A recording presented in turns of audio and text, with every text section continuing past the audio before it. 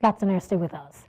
Nigeria's tough economic climate is forcing major companies to shrink their corporate social responsibility CSR budgets with visible impact on consumer-focused initiatives. Nigerian Breweries PLC, despite the country's high alcohol consumption, reported a 106 billion naira loss in 2023, while MTN Nigeria posted a staggering 400.44 billion naira loss after tax in 2024. Both firms blamed the naira's steep devaluation and related foreign exchange pressures for eroding profits. As a result, many have scaled back CSR projects once targeted at the masses. Popular sponsorships such as reality TV shows and empowerment schemes are declining, reflecting how macroeconomic headwinds are reshaping corporate spending and weakening firms' social impact commitments. Joining me for more on this, I have Liberos Sharma, lawyer and public affairs analyst. Thank you so much for joining me, sir. My pleasure.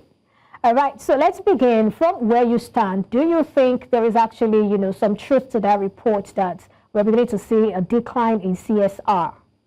Yeah. There is a whole lot of truth in it, even at the, smallest micro level. Let me give you an instance. Let's not even look at the big companies. Okay. Let's look at the small supermarkets. Before now, there was this stiff competition with the supermarkets on gift vouchers. That's a form of CSR. And there are so many that can readily come to mind, Prince Ebano and co. But today, immediately the devaluation happened, the first thing they withdrew was, we can no longer gift you those gift vouchers that we used to give. That the more you buy, the more you accumulate points, because our foreign exchange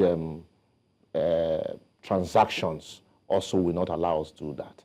So, yeah, because I've also read reports, some companies, like some banks say, no, there was no decline in our CSR, because you really can't track, some of these, CSRs. And then secondly, you find out that in some cases, the CSRs really were not directed at what will actually impact the economy. So, but generally, every aspect of the economy, there's a decline. But that's, for me, is also, if we want to look inward, is to present an opportunity, for businesses to look inward and find out, okay, what, are the gaps, what the government can do, the aspect, the foreign exchange aspect of most of these transactions. How do we ensure that, we're closing that gap so that we can source them here, the raw materials that they ordinarily, backward integration. Exactly, backward integration. So how do we ensure that we, produce those raw materials here? So we ensure that the dependency on the foreign exchange transaction, it's also reduced. So that way, whether you look, however you want to look at it, that way your microeconomy is also connected to the macro, because now you're looking at just the policies, and but there is nothing on ground really to tie the macro to the macro. It is the micro that that's the engine of the economy. But unfortunately, we are not doing that. What other markets do is to ensure that they look at those gaps. It's let me give you an everyday instance. And a market survey. Somebody gets into a town and says they don't wear shoes here, and so that means they won't buy shoes. Another person comes and says, it's a big market for shoes. I can introduce them to shoes. So it's perception. Two marketers, different perception. So in the same vein, the companies, like the banks, in some cases, some banks are crying that they are competing with fintechs. But you find some banks also doing what the fintechs are doing. Some banks, they're what they call the quick loan now, but because of the challenge and the risk, the interest is higher. 30 days quick loan, 2 weeks quick loan, but the interest is high. That's the same thing the fintech are doing. Account opening packages, seamless, with your phone numbers, and everybody now carries a POS, and in fact, if you go to England, you can hardly spend cash. So the fintech is providing that opportunity. So why can't the banks also go into it? So that way, you're closing the gap to ensure that your foreign exchange spending is reduced. There's so much backward integration. But that way, because when you introduce policies at the macro level, the intention is for you to look inward and plug loopholes and ensure that you are able to grow inward. But unfortunately, we are not doing that. Government just introduced policies, tell you there's so much money in circulation, but in the real sense, when you look at that much money in circulation, and then you juxtapose it with the foreign earnings as it used to be, you actually find out that you have lesser purchasing power.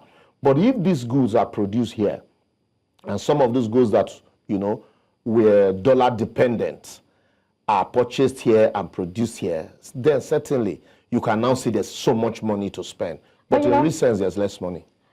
I get that, but to a very large extent, we can also say that some of those companies have adapted well, and of course, they've also tried to mitigate their risks, like what we talked about, the backward integration. And apart from that, we also saw what MTN did with the tower, having to, negotiate payments and all of those things, converting some of those things to Naira payments and all that, which has helped, and that's why, to a very large extent, we're seeing a change. I mean, the results are looking better. But my point is, can we actually blame those companies for the scale back in CSR?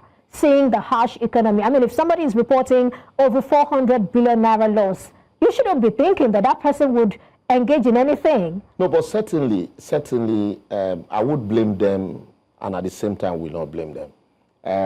It's not a political answer, but I will explain. When there was so much money, what was the percentage of the CSR? You can't say because there is no so much money the way we were earning it before, so you just cut off completely. But there should be some form of percentage, because what you have done now, you have reintegrated, rearranged your modus operandi you have adapted. In adapting, you also need to, because you are in business, you also need to put your customers, the environment, the society you are operating in, you also need to put them in perspective. It's because it is not a legal requirement here that you must engage in CSR. If it is, no matter the policies, all you need to do is not to completely, if you were doing like those that were doing ultimate search, you are spending so much billions, doing ultimate search, and people are asking you what was the benefit to the environment and to the people. Then you can look for something like a football competition that will not cost you that much. But it's still CSR. But the idea of saying we don't even want to do it again because of this policy, even though you are reintegrating, you are adapting, so the people begin to look. So at what point are you going to reintroduce? Is it when you have excess? So that's why I said I will blame them, and at the same time I will not blame them. And then what government needs to do, the government needs to sit back and ask itself. Now we have introduced policies. Also, we need to point directions. Yeah, you don't just leave the companies to float and say, well, it's a free market, find a way, find your bearing. But we also need to give incentives to a very large extent, which some of them are doing. We give incentives and then find opportunities, create opportunity. The Minister of Industry and Investment, create opportunities, point companies to areas where they can actually tap in and ensure and insist that if you operate in an area, there must be some form of CSR. Corporate social responsibility. It shows also that you are responsible to the environment, you are responsible to the country, you are responsible to the customers. Because without these customers, your business is dead. Imagine somebody who goes to beer parlor every day saying, you can't tell me that you are running at a loss because I have not reduced my consumption of alcohol. So, if you were doing, back to ultimate search, you can now say, okay, you know what we're going to do, we're going to do promo. You take 3 bottles, I give you 1. Oh, no, please. No, seriously. With the sugar tax and all. I just gave you an instance. They still do these promos. They still do that. It's all a way of also driving. It's a how does that really, when we talk about companies looking at, people, profits, and planet, how does that really profit the people? You're giving them something that's going to probably add to their health challenges and all. Look, we're trying to cut down consumption of these things with the adverts, and of course also and then when you cut down the consumption and the company says we're running at a loss because there's no more consumption. So it's business. So no matter how you look at it, if you like, right, smoking are liable to die young. Some people will tell you anybody will still die anyway. So that does not stop people from consuming it. But that also would not stop you from saying, look, they probably need to rethink their business. Okay. Take Lobster, for example, in America, that went bankrupt. But somebody came, after declaring bankruptcy, looked at how do we reintegrate, how do we ensure, what are we not doing well? You know, there's a whole new policy. Consumer taste also would change.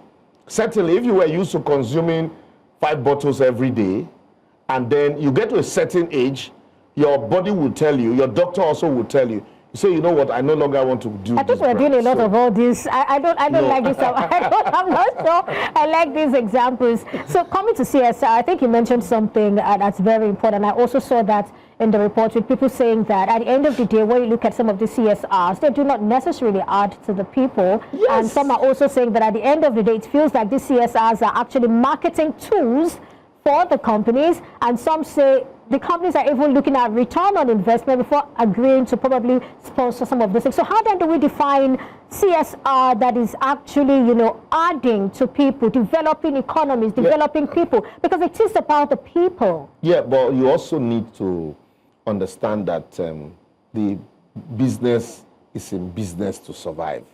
So why the society also needs to, why you also need, like I said, you also need to take cognizance of the society, the need, because if the society is not there, no matter how, you know, fantastic your ideas are, the business won't survive. There must be a balance. So that's the balance we're talking about here. And what is this balance? CSR should not be tied solely to, only unless I make profits.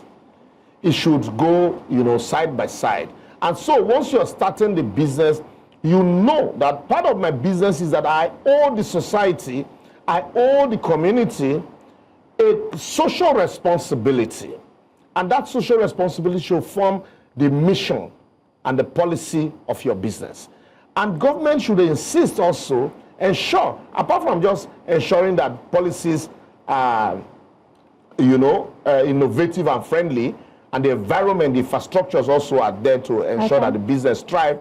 Government should ensure that the people who are the consumers and the environment is put into consideration. And then what kind of CSR, and that brings us to the CSR. So what kind of CSR are you introducing? You just bring anything and you call it CSR.